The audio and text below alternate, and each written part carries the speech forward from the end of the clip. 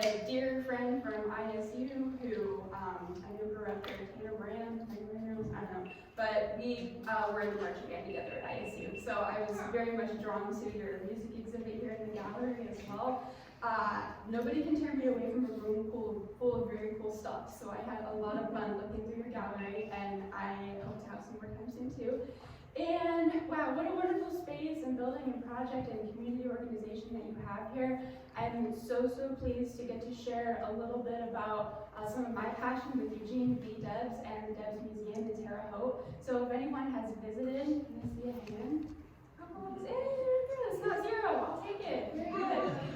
And then, if we have not met yet, my name is Allison Duerk. Again, I am from Northeast Indiana, Layado, north of Fort Wayne, and I'm a Layado, Indiana is my hometown, north of Fort Wayne, Kendallville, Auburn, yeah. And I am a 4th generation union member as well. So Debs' story and his legacy today is very near and dear, very personal to me. I don't think my life would look the way that it has if not for people like Eugene Debs, if not for the organized labor movement, and for my own family who came before and helped make sure that I would have opportunities in life. So any union members or family in the house today? That's very good. I've been a union member. Excellent. Very good. Solidarity forever. We love our union brothers and sisters and everybody else too. So, all right. I think we can jump in with an introduction to Eugene V. Debs.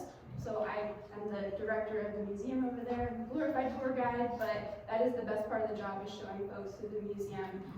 People come from all over the country and international visitors as well. Debs has international appeal. He's not just an Indiana or Terre Haute figure, and I hope that all of you will take the opportunity to visit us in Terre Haute.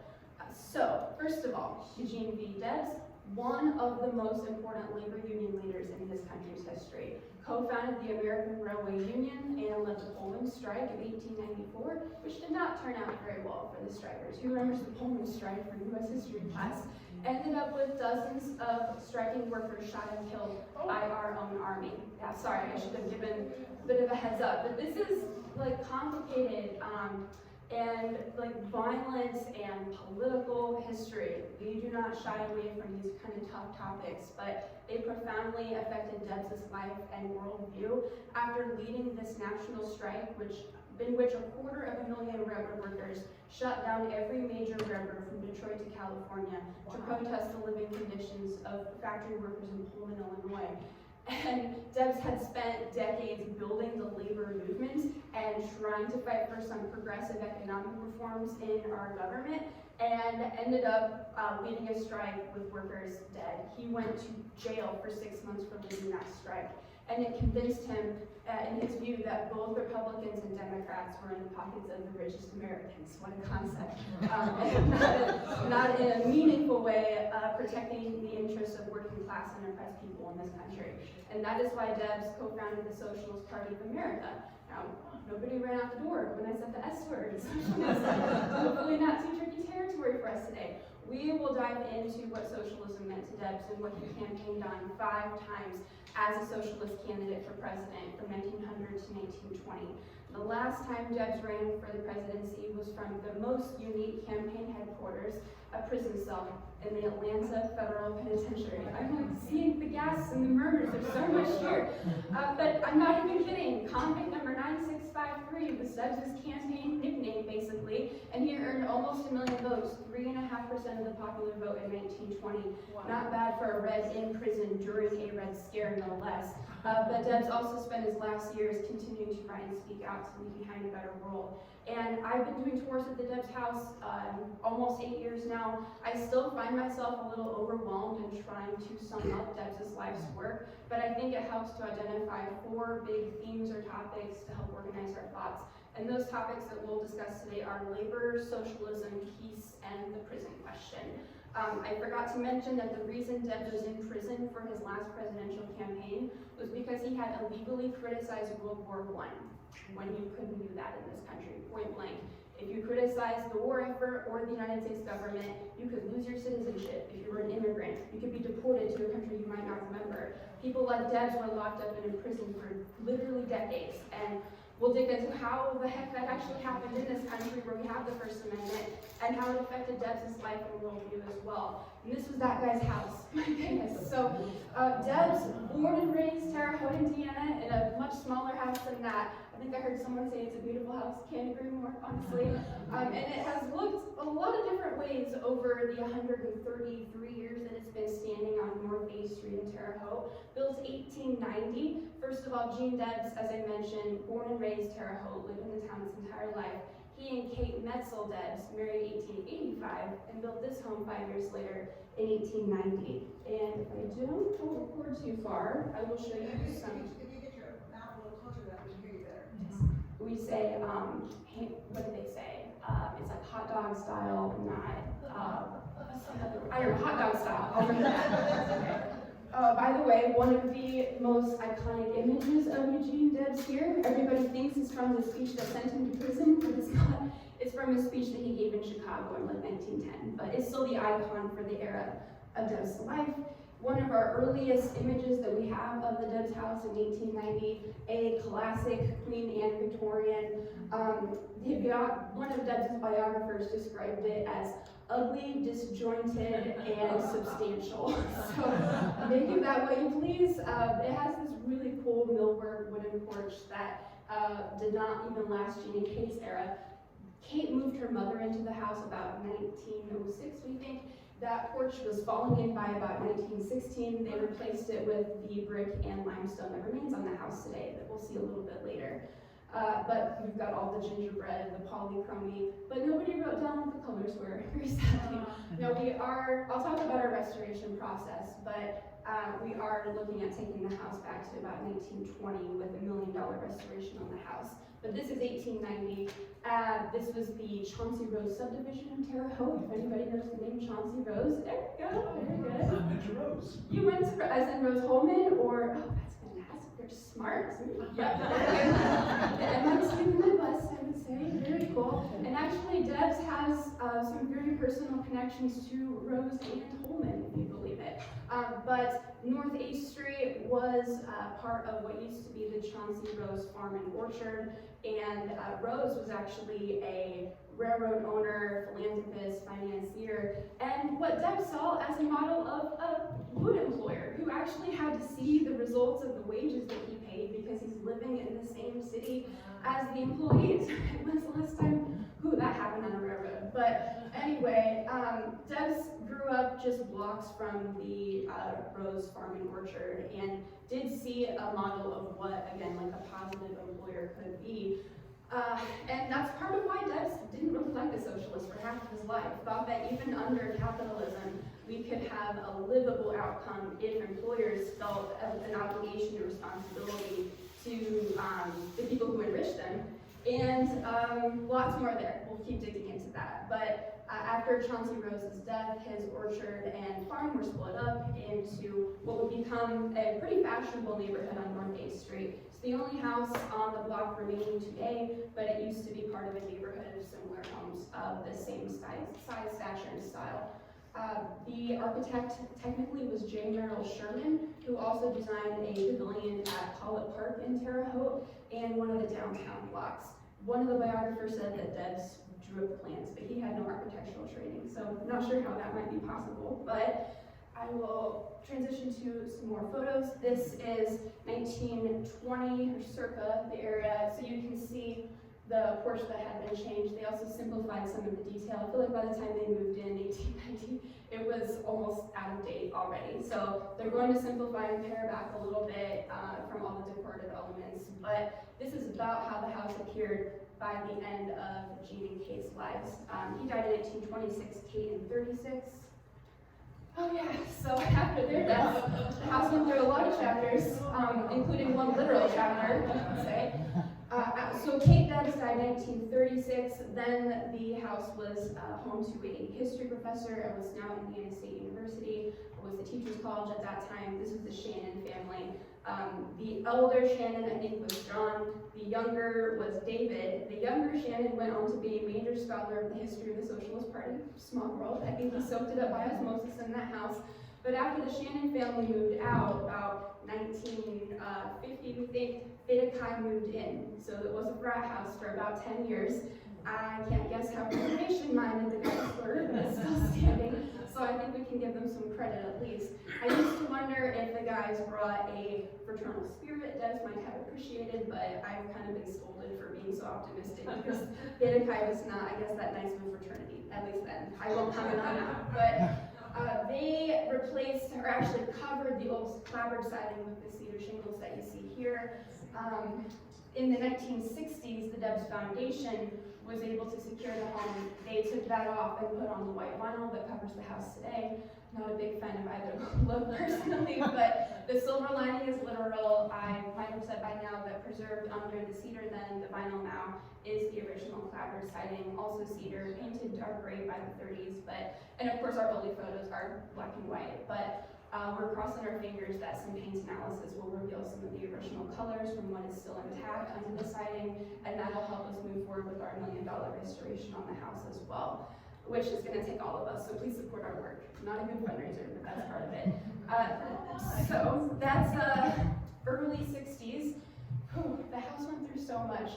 All right, so Theta Chi moves out about 1960, and a developer bought the house and cut it up into apartments to rent out to students. And some of you might have lived in houses like that. Not at all uncommon for these Victorian homes in Terre Haute, but, and I'm not saying adaptive reuse is bad, because that's still what the museum is today. But that owner was not so interested in the home's story, more interested in making a profit off of the rents from students. And changes to the house involved like dropping the 12-foot ceilings that have since been restored, covering the wood floors with tile, painting the woodwork, walling off our pocket doors that are still there. And at a time when Indiana State was growing its campus, buying up all the other Victorian homes on the block and raising those to make room for the parking lots we know and love today. And that was probably going to be the fate of this house as well. This is kind of interesting. It's a little bit later, I think, because you see these two hulking buildings. These are the colleges of business and education. I should have used past tense word, colleges of business education, also used as for some time as dorms at Indiana State. And if anybody remembers the Pixar movie Up from a few years back, Mr. Frederickson's house between the skyscrapers, the very last holdout, that's kind of what this reminded me of a little bit. But when I was at Indiana State, about 2013, I want to say, those buildings came down. And because there was a National Historic Landmark next door, they had to come down one floor at a time with a wrecking ball, so that was another fun watch as a student. But I wasn't around at the house just yet at that time. In any case, to prevent ISU from very likely demolishing the house, because I gotta be clear here, and I'm not trying to make the university out to be a villain or anything, but McCarthyism wasn't over yet in the early 1960s, and ISU wasn't interested in formally absorbing a landmark, a socialist landmark, literally. But there were historians and other scholars at Indiana State, people involved in the labor movement here and around the country, writers, artists, socialists, and other political activists who all came together to form the Eugene V. Debs Foundation. And that is the nonprofit that still operates the museum today. They bought the home in 1962, opened the house in 1965 after a ton of work on the building, largely financed by organized labor and a lot of donated labor and materials too. And then we were designated a National Historic Landmark in 1966. That is still the home's highest designation, helps ensure our continued existence, and now it's been a house museum longer than Gene and Kate actually lived in that house. So that's your brief story of the Debs house today, and most of the rest of our discussion will be focused on Eugene Debs himself and his story. I have less visual aid for some of that, but we can also talk about our programs and other ways that the museum is active in our community and helping to build on the Debs legacy today. So let's see what other photos we've got.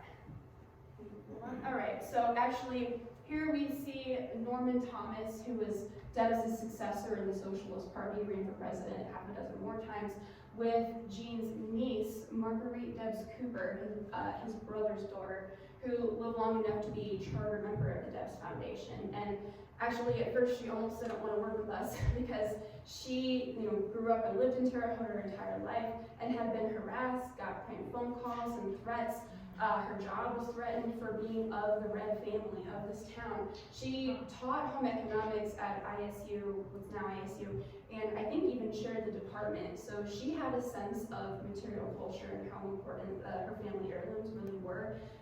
And I don't know what the magic words were, but the foundation won over Marguerite Debs Cooper. She ended up being one of our most important early supporters, donated so many family items that make up the basis of our collection at the house. And she also endowed the Debs Fellowship at Indiana State. And that is for graduate history students studying labor history and social movements. So just one more way, of course, for the legacies to live on. We owe so much to Marguerite Debs Cooper here. Also, Norma Thomas was one of our first honorees of the Debs Award. And the attic of the museum is kind of our crown jewel. This is barely a sampling of the 160 linear feet of gorgeous acrylic murals by John Alaska, a prolific late artist not from Terre Haute, but spent much of his life in Terre Haute. They wrap all around the large attic through Jean's life story, filling the alcoves and little, cubby areas. It's so much fun. And I notice and dwell on different details every time I visit the attic, but I hope that you'll make the climb up the stairs to see that when you visit. It has been dubbed the Sistine of Labor, which I will happily accept. And the artist did sneak himself in, like I've been told Michelangelo did too. So I think I want to focus a bit more specifically on Eugene Debs, the person, and why he matters to our lives today. I ask everyone who comes into the museum to not get too bogged down in pretending it's 1890 or 1920. We are certainly lucky to have so many of Gene and Kate's finishes and furnishings, but rather than asking our visitors to step back in time, I think it's just as important to think about why Debs still matters to our lives today in some way. And nobody has to sign on to or agree with, every single thing Debs said or wrote. I don't, and I love the guy. To see that the questions he raised about child labor, about safety in the workplace, about the right to organize a union without losing your livelihood, those are questions we haven't settled today in Indiana, Bedford, Terre Haute, and all around the world. I'm thinking most especially of like Starbucks workers and Tesla and Amazon and Trader Joe's and Chipotle. They're all organizing, but they're all getting fired while they do it. And we have legal protections to organize unions in our workplaces, but our employers too often do not actually respect and acknowledge that right. They spend so much money, probably more than they would have to pay out in a good contract, to stop union organizing efforts. And you tell me why, but we'll dig into that maybe a little bit later. Just one maybe sliver of a way we can think about Debs and the questions he raised still informing our lives today, and I hope helping us understand where we're going in the future as well. So, all right, first of all, how did this all get started? What got Debs into this line of thought? His parents were French immigrants from Colmar, Alsace, immigrated to the United States in the late 1840s. And if you know your European history, they weren't technically 48ers. There were revolutions sweeping Europe, including the parts of Europe that Daniel and Daisy, his parents, came from. But it doesn't seem like they fit in with the bigger immigration trends of the era.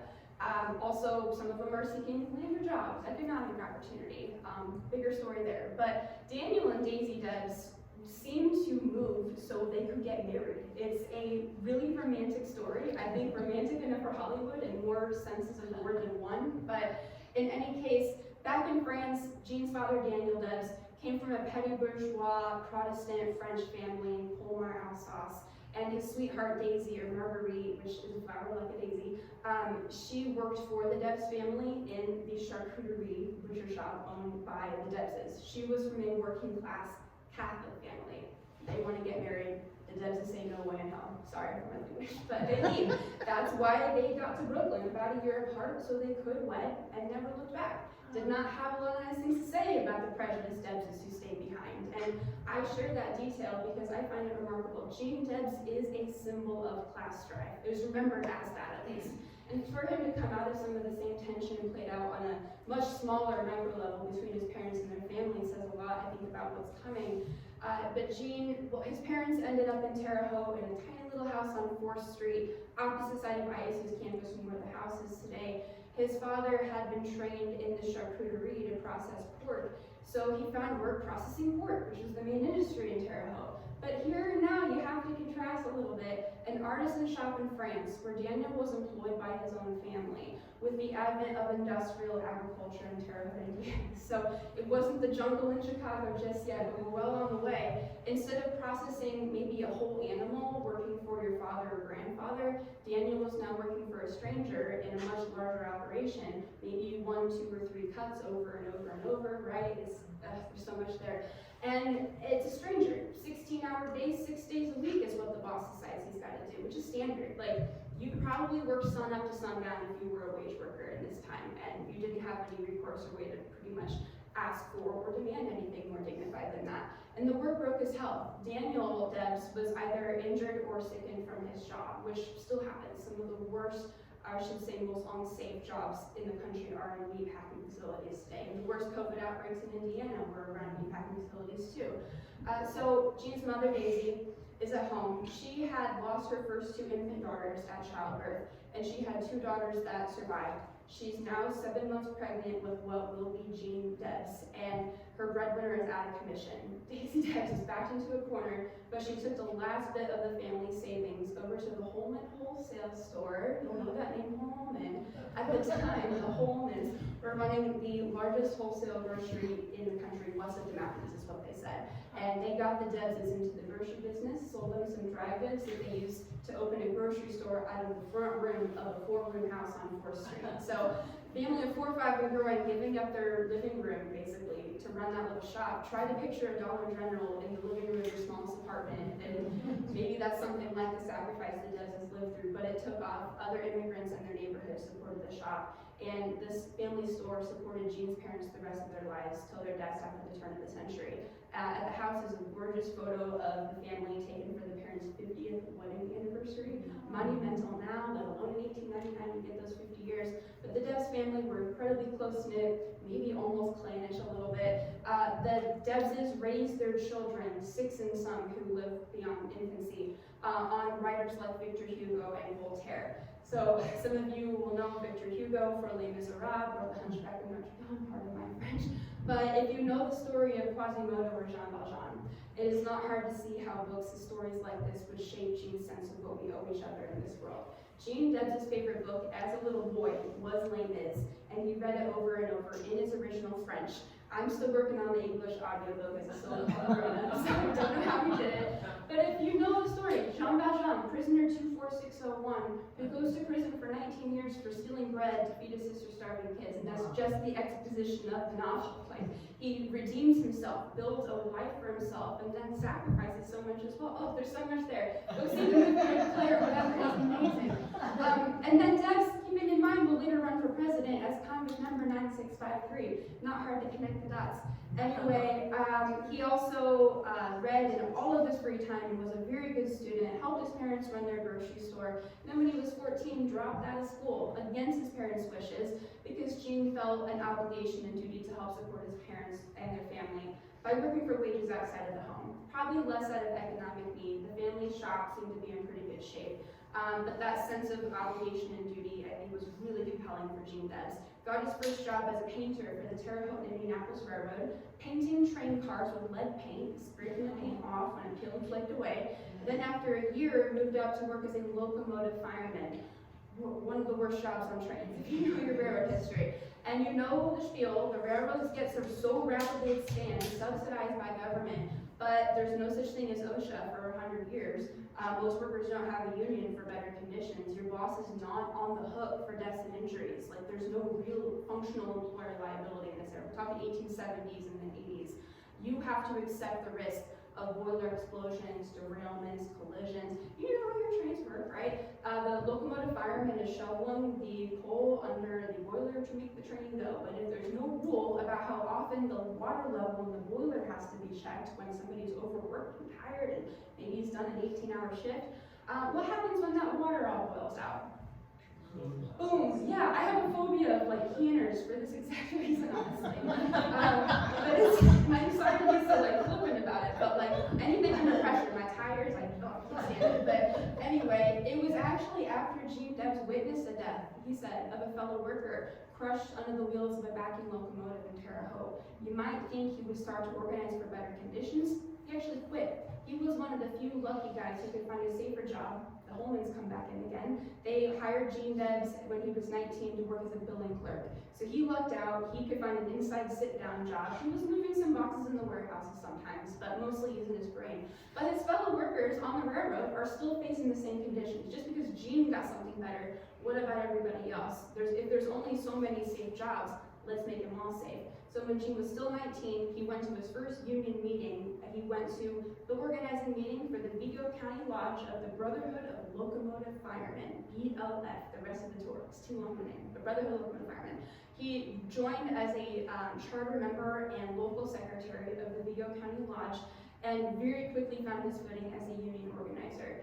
Gene knew how to show up in the bars and taverns where workers get together, congenial, generous, had the right personality, led his local very effectively, and then by his mid-20s, younger than me, youngish, he was appointed grand secretary of the whole union. So now he's a national officer for a growing labor union. He was able to actually help explode its membership and its number of lodges around the country, got out of debt very quickly, edited a publication, read well beyond the ranks of the union What year itself. was that? This is 1875 when he joined up for the first time. Now we're about 1880 by now.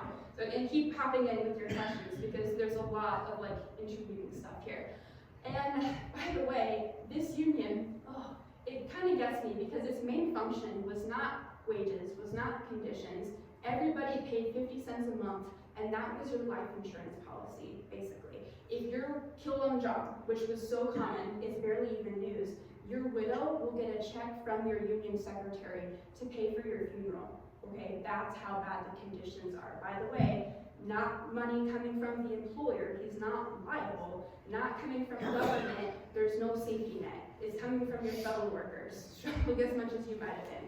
Like a glimpse into how dire the priorities really had to be. And Gene could see this really narrowly focused organization only get some working people so far. It was only for white male locomotive firemen, by the way. Pretty much all labor unions operate in a very similar way at this time. The brakemen have a union, the switchmen, the conductors, the engineers, the firemen, about 12 different railroad unions for different kinds of railroaders, all for white men only, often pitted against each other as the railroads become what might look like now Walmart, Amazon, Disney, Starbucks, whatever, the most powerful employers in the country, our first corporations building political power for their economic advantage, you know the stories here, and figuring out how to defeat the small craft brotherhoods by pitting them against each other. If the switchmen strike for a fair wage, the firemen and engineers are going to cross the picket line, and all the employer has to do is get scabs or strike breakers for one little set of workers, and you can't win that way without solidarity, and Gene saw that very clearly. So by the 1890s, Gene was trying to find a way to bring together different kinds of railroad workers for more solidarity, and was only getting so far with these old structures. So he left the BLF, so he was free to try something new with the American Railway Union. For the first time, one big union for the whole railroad industry, no matter your job, no matter your so-called skill level, which is a huge piece of this because maybe the painters, the maintenance, the cleaners, engine wipers, they're not going to have the chance to organize under any existing union, almost any existing union at that point. And the ARU is saying, we're all stronger together, we're not going to be exclusive, we'll be inclusive and find our power that way. And it also welcomed women, which was actually one of the first unions to do it. But the ARU, American Railway Union, still failed to abolish the color line. This is 1893, and Debs thought it could and should have. By the way, 1893, Plessy v. Ferguson, here we go. This is Jim Crow, and I think the American Railway Union stood at what would have been an incredible opportunity to show some racial solidarity here. And Debs urged the members to vote to integrate. The all-white delegates present voted 110 to 112 not to organize black workers. And yeah, we should be signed with that. Because Debs spent the rest of his life insisting that the Pullman strike could have gone differently if the American Railway Union had organized the black Pullman porters, the wait staff on the Pullman cars. And it's sad that we'll never get to find out because there's a really clear lesson here about solidarity and what happened in its absence. So this is really what sets the stage for the Pullman strike, 1894. There's one other key event, which was the Great Northern Railroad strike right before Pullman. It was spring of that year. They shut an entire railroad down. The Great Northern, Madison to Seattle, was going to cut wages for the already lowest paid maintenance workers. The ARU was strongest in the American West. Everybody else in the union knew if they can do it to maintenance, they're going to do it to the rest of us. We don't have to stand for it.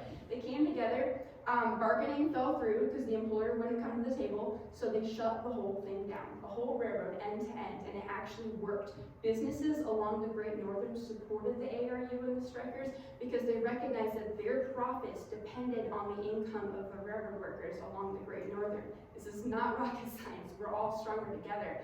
Anyway, they got Jim Hill, the railroad president, to the table, and instead of a wage cut, they got wage increases. That's what can happen when we come together to demand what's right. And the ARU ballooned into 150,000 members in 27 states. So by the time of Pullman, it was the biggest union in the country and bigger than all the old railroad brotherhoods combined. So in some ways, they're getting on the right track, so to speak. Thank you. And here tonight, and then we get to Pullman, as in George Pullman, or Pullman, the Pullman cars, or Pullman, the town. So I think folks in this room will know, like the luxury cars, hotels on wheels, transform rail travel into a comfortable experience. Nice furniture, luxury finishes, black men as wait staff, which is a status symbol for white travelers after the Civil War, to have a black man waiting on you hand and foot.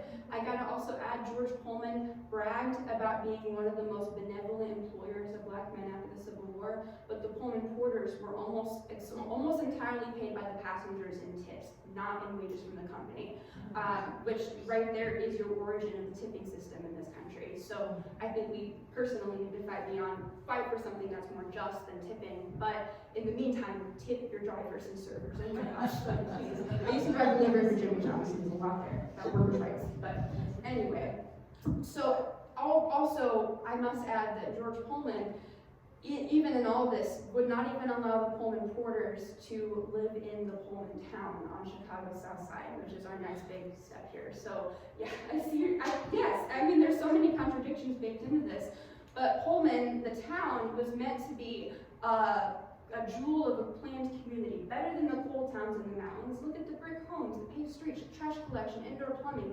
It's a neighborhood on Chicago's south side today, a lot of intact worker housing and some finer buildings as well. And basically, stratification is built into the architecture of this town. Like the quality of your housing will depend on your status in the company. So factory workers lived in row houses and flats. Foremen would have single family homes, executives would have small mansions, but there were also tenement buildings for more recent immigrants and dirt floor shacks at the brickworks where they made the bricks for the rest of the town. It looked a lot like feudalism is what I'm trying to say, and I'm not the only one to make the observation here. Anyway, factory workers basically describe their lives as you're born into a Pullman cradle, you're schooled in a Pullman school, you were baptized in a Pullman church, you eat off a Pullman table, you shop at a Pullman store, you will then work in the Pullman factories, and when you die, you will go to Pullman hell. That's not my joke, but I think it's apt. And it was also called the Gilded Cage by the workers before the term Gilded Age was in common use, by the way. So then we get the Panic of '93, bottomed out the economy, and George Pullman didn't want to cut shareholder payouts. Instead, he cut pay for the factory workers, about a third across the board, without cutting anyone's rents, groceries, or any other costs. Some workers were still paying off their dead parents' debts to the company. Talk about when you're sold the company's store. They're sick and tired. They organize with the American Railway Union. They're allowed because track runs through their workplace, and that's one of the only eligibility requirements. The idea is you make it easier to organize, and we're going to have more power. And they're fired for organizing. The same darn thing that happens today. There's no protections then. Your boss has no reason not to let go somebody trying to organize, so they go on strike. 2,000 of them, May 11, 1894, 2,000 factory workers in Pullman, one shop at a time, lay down their tools and walk out of the buildings. They're on strike, not returning until Pullman reinstates their wage and cuts their rent so they can afford to live and feed their children. Pullman doesn't budge. The factory workers ask their union, with Debs at its head, to back up their strike with a secondary strike against any train moving a Pullman car. That kind of strike is illegal today, but so are the most effective strikes, I think. So basically, sorry, I shouldn't endorse law breaking and stuff. But I mean, I'm not kidding. Like the educator strikes, 2018, 2019, almost all of those teacher strikes were illegal. okay? But they still were able to demand real change. So if the idea is if we all walk out, if we're all organized, they can't fire every single one of us, right? One person can go to the boss and beg for fair treatment, but if we all go, they have to listen to us. They can't fire every single one of us, and we are so much stronger together. The whole idea behind the union. So the factory workers asked for solidarity from their national union. And Debs at first was pretty careful. I mean, he has some rightful skepticism about strikes. I've seen them often not go well for workers because who gets to call in the National Guard? It's not the workers, it's the bosses. But after seeing the conditions in Pullman and calling a convention of the ARU in Chicago, they heard the pleas of the Pullman workers, and I think unanimously voted to endorse a national boycott against the Pullman company. And when they enacted that boycott, summer of '94, effectively shut down every major railroad from Detroit to California. Okay, what if you woke up tomorrow and you couldn't find an open restaurant east of St. Louis? No cafes, nothing. Everybody's on strike, not for their own immediate gain, but maybe to demand justice for the Starbucks organizers who lost their jobs for trying to form a union, okay? I think that's kind of like what this meant. If it can happen to you, it can happen to me. An injury in one is an injury to all. And about 250,000 workers ended up proving that idea, but they paid a price for it. A federal court in Chicago issued an injunction, which are still used to break strikes, saying the strike was illegal, they were interfering with free trade across state lines. One of the first applications of the Sherman antitrust law used, and I think it's opposite intent here. Debs believed that if you order a strike to end, you are calling it in favor of the employer. And he thought the federal government had no right to call the outcome of the strike, especially in favor of this employer. So he didn't call off the boycott. I don't think the members would have halted anyway. And the next day, Grover Cleveland, for whom Debs had campaigned as the pro-labor Democrat for president, Grover Cleveland gave the green light to send in the United States Army to break the strike. And how do you break a strike? It's a lot like breaking a protest in 2020. It's shooting into crowds of unarmed people like you and me who refuse to clear the train tracks unless Gabs move the trains. Okay? It's the end of the ARU. Dozens shot and killed by our own army. Think about 36. Dozens more hurt. Hundreds arrested. Thousands blacklisted. End of this union. Debs and all the officers got jail time. He got 6 months for breaking the court order. This is contempt of court, which you don't get a jury trial for. One judge can say a strike is illegal, and then anybody associated with it can be locked up without a trial. Like, sorry. But anyway, now workers at Pullman had to beg for their jobs back. No change in rents or pay. It was martial law in Chicago, and they had to swear to not join unions ever again, which doesn't actually work out. But I think this is where Gene Debs had to reevaluate some things, because for the first half of his life up until now, I mentioned Debs could not stand the socialists, thought they were a little crazy, thought we could still have a livable outcome under capitalism, not equal for sure, but at least livable if we have strong unions and a real democracy to curb the excesses of our employers. And the Pullman strike is where that idea got him. Okay, now he's kind of done trying to work within the system, trying to make friends with those in power, and trying to plead the case for working people. Instead, he wants working people to take power as a class. So when we see the murals upstairs like this, I wish you could see the other half of this wall. I would draw a line down the middle of it to say cause and effect, because the Pullman strike is why Debs said he became a revolutionary, why he became a socialist. I might sum up his worldview to say, if you don't want the railroads to control the people, then let the people control the railroads, whatever industry we want. And if Debs thought we could do that with public ownership, which isn't rocket science either, we know how to do that, then let's make sure the public is actually in charge. So Debs was campaigning now on restructuring the economy to worker ownership and control. That's how we tried to find socialism at the House. But he was also campaigning on abolishing the Electoral College and the United States Senate, because it wasn't elected most of his life, by the way. He was campaigning on calling a constitutional convention to address the flaws that he thought were baked into our democracy. He campaigned on voting rights, abolishing poll taxes and literacy tests, political equality for women and people of color in law as well as in fact. Because Debs saw very clearly that just because we've got the 13th, 14th, and 15th Amendments did not make suffrage real for Black Americans, and he thought the same thing could happen to women after 1920.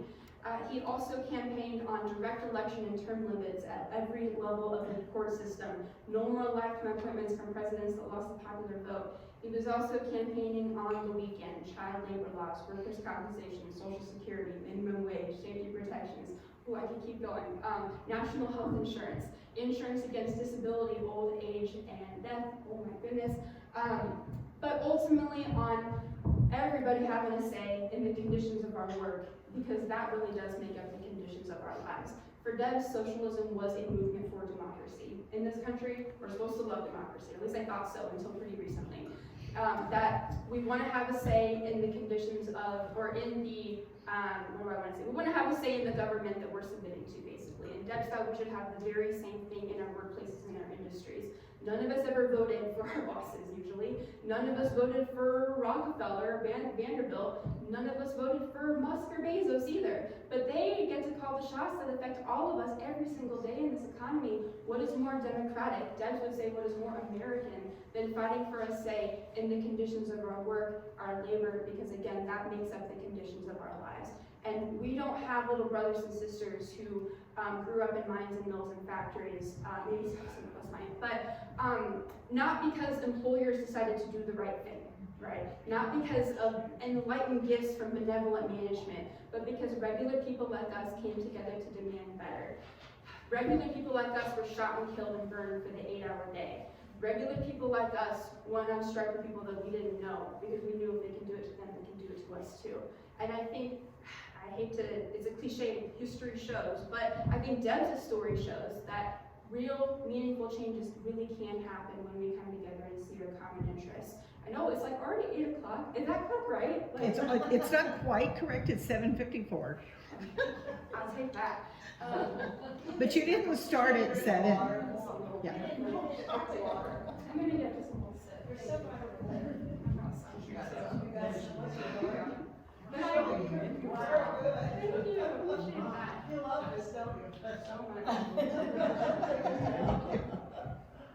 But I guess I have to mention this kind of final chapter of Debs' life. He campaigned for president 4 times and thought he was done with that whole song and dance. He also knew he wasn't going to get to the White House. I gotta make that clear. He understood our 2-party system and that we have a voting system that favors 2 strong parties. I have a whole spiel about this and why it's not the best thing for democracy, but was trying to lay the groundwork for future electoral wins for his party. And in the meantime, build class consciousness. He wants working people to see ourselves as working people, not temporarily embarrassed millionaires or not whatever middle class means, but working people with more in common than different, despite all the ways that we have been pitted against each other. Because we can see that when we see and identify that common interest and we can come together to fight for it, I don't think we can be stopped. Richest country in the history of countries, and 30,000 people die every year because they can't afford health insurance. Richest country in the history of countries, and there are 125,000 workplace deaths every single year. 5,000 of those are injuries, most of them determined preventable by OSHA, and then another 120,000 of those deaths are occupational illnesses, which I'm sure have affected like the lives of the people in this room too. We're in coal country, right?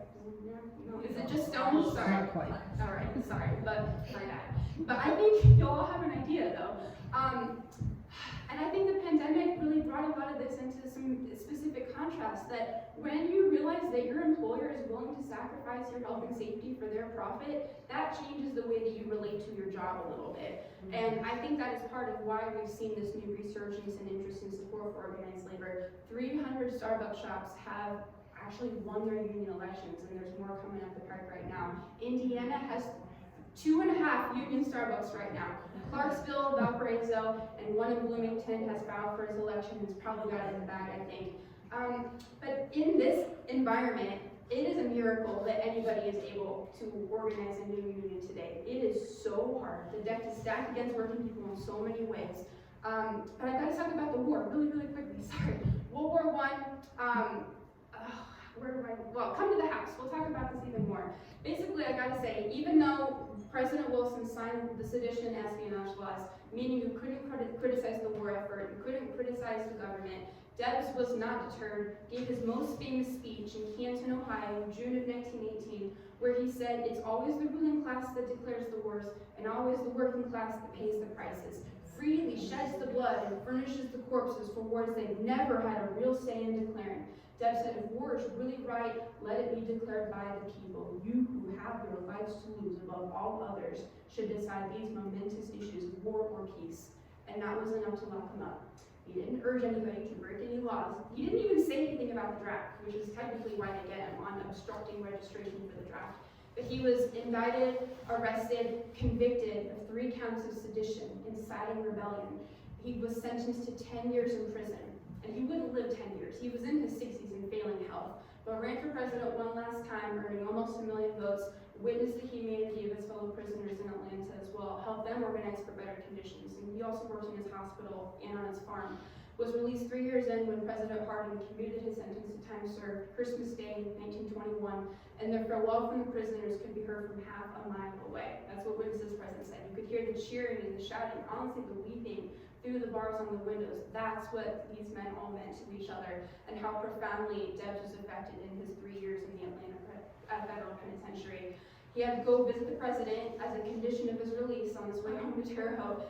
Guess the next train to Terre Haute, one of the big papers said that 50,000 people greeted him at the train station, brought him back to the house on East Street in a massive parade. 50,000 people. Terre Haute is 60,000. So I hope that gives you a sense of the scale of how loved Debs was, not just by local socialists and union members who certainly matter, but actually by a larger community that really did embrace Debs. Not usually for his politics, often seeing him as kind of idiosyncratic but more harmless than anything, but actually embracing Debs for his humanity and his integrity, which is a part of his character hard to communicate these days. But believe it or not, Debs was really loved and embraced by people who didn't agree with his politics. It is possible, but never recovered from the toll that prison took on his health. Died 5 years later of heart failure, 1926, age 70. And I think that anyone who's ever worked for a living has benefited from the movement that Debs was a part of. If you've had a break at work, if you've been paid what your employer said they would pay you, again, that was not because they decided that they would feel like it, and they might, but because we pass laws, because we form unions, because we form the floor, and we can actually keep doing that today too. We don't have to accept, I think, things like the 8-hour day or child labor laws being rolled back. And I think we can see through Debs' story what it takes to protect our rights and make sure that we get the rights that we deserve if we don't have them. So I think let's do that. Here you can see some of our programs at the house. We have guest speakers, things like this. We have big reading programs every June, and then we've also been a site for some interesting protests as well. We'll talk about that if you want. But I guess just thanks for the chance to talk about Gene Debs today. He's either never been more relevant or never quit being relevant, and has, I think, so much to help us understand, again, where we've been and where we're going. So, any discussion? Questions? What do you think? I want to hear about the protest. Who was protesting? Yeah. Anybody else? Okay. That was 2017. Yeah. That was actually a women's march. Okay. It was International Women's Day. Must have been 2017. Everybody Yes. had their protest signs anyway, from another big protest wave, actually one of the biggest in recent history. So we had a rally and speakers at the Debs House on International Women's Day. We also do women's history tours at the Debs House and other themed tours as well. But we're trying to make the house a gathering space and catalyst for community change, and making sure that organizers and activists today have the tools and resources to keep this spirit and the struggle alive in our lives in Terre Haute and around the state and the country and the world today too. So we're hoping that it'll become an activist hub, and these are a few of the ways I hope that we're seeing that now. Alright, other discussion points or questions? He probably wouldn't be considered that radical today. Depends which Debs, because he changed so much over the course of his life. There's a lot that he campaigned on that, like, word for word became the New Deal, basically. I don't think we would have had the New Deal if not for Debs raising a generation of activists who could pressure our government and demand policies like that. Again, it was never a gift. We organized and demanded it. But he was also campaigning on social ownership of industry. Like, I don't want to, like, pretend that wasn't a part of it either, I guess. That he really was, basically the idea is we'll have a more direct say in our government and therefore our industries and our workplaces.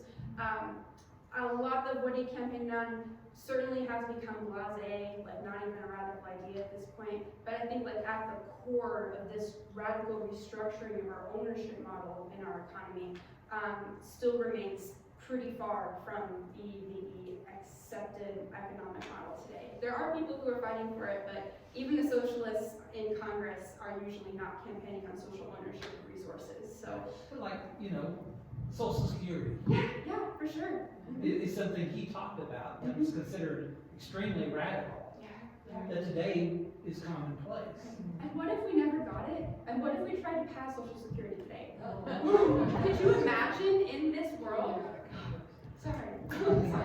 Wow, I get caught up sometimes thinking about like how big, but the real changes we did demand, we've restructured our economy for war. We've restructured our economy to save capitalism after the Depression. Maybe we can restructure our economy for something besides the profit motive. I don't know. I hate to be that radical, but we're careening into a climate crisis. I hope that's not too controversial to say, but we're cooking ourselves alive. And if we don't find something besides profit to help make our economic decisions, and if we can't make those economic decisions together as all of us who are affected by those instead of people at the very top who own the resources, I don't know what we're gonna do.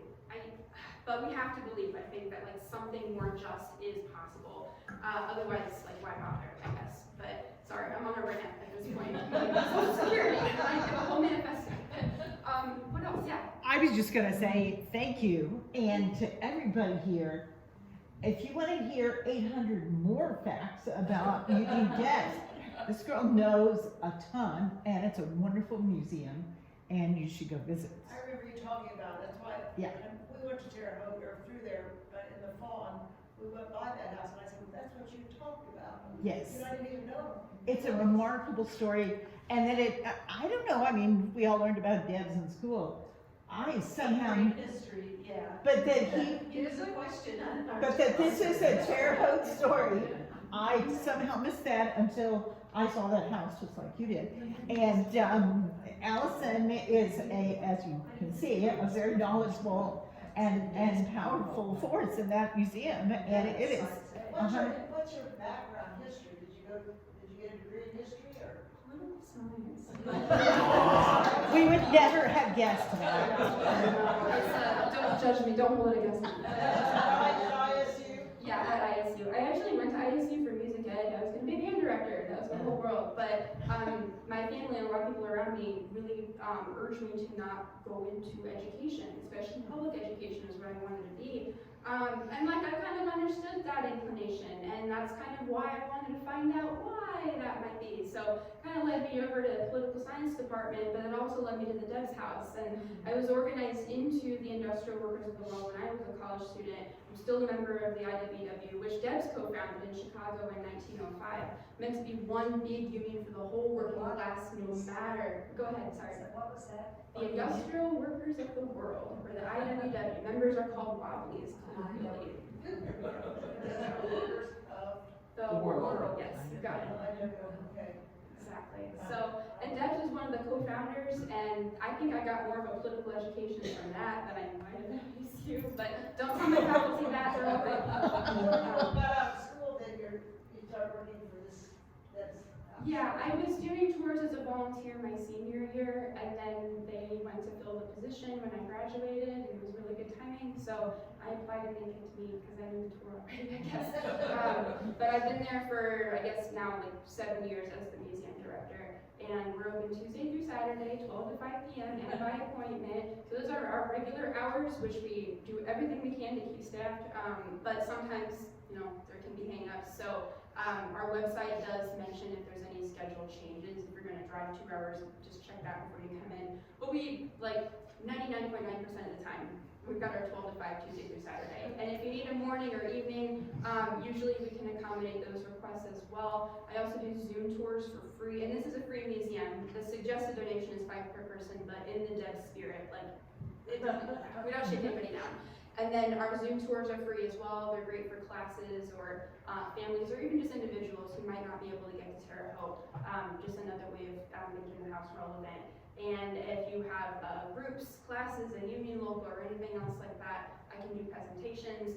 So we can go to the house together, we can do a Zoom tour. I just wanna make sure that every Hoosier knows about the most important Hoosier that we didn't get to learn about in school. I didn't hear Debs' name until I was on campus, so actually, PBS had a real nice program on him, it did. not very long Well, ago. they've got something on Terre Haute, was it in that? Terre No, Haute? they had a This is special Debs. hour and a half Yeah. program or something Yeah, on. it's the Revolutionist Eugene V. Debs, WFYI.org/Debs. It's free to stream online. It's 55 minutes. Danny Glover narrated for us, and he's one of our Debs Award honorees. But they filmed some interviews at the house. I got 2 little clips in there, so that's very cool. But it's just phenomenal. I think it dives into everything that we talked about here and so much more. Really well done. It won a few regional Emmys for WFYI as well. So check that out. We can also do screenings of that as another event that we offer if that can ever be of use to anybody here too. So the house is fitted as a home, Yeah. but it's a museum with all this information about Islam. Yes, yeah, exactly. It's right on the, not really on the edge, but, you know, surrounded by ISU campus. And not too far from Larry Bird statue, so you got 2 where you go. That's it, like, yeah, it's not far from Holland Center. Yeah, yeah. Larry Bird is 2 blocks south of the Debs house. And Larry Bird actually visited the Debs house with Bill Walton the day of the statue dedication back in 2013 as well. So Troop Star was there, it's a Terre Haute paper, and they took some photos. They go viral every now and then, seeing Larry Bird, Bill Walton at the Debs house. But they all took a tour together. It was very cool. So the Terre Haute greats, they're all represented, I guess. A few of them anyway. Yeah, so there's lots of great things to see in Terre Haute. We have a phenomenal art museum as well, the Sheldon Swope Art Museum.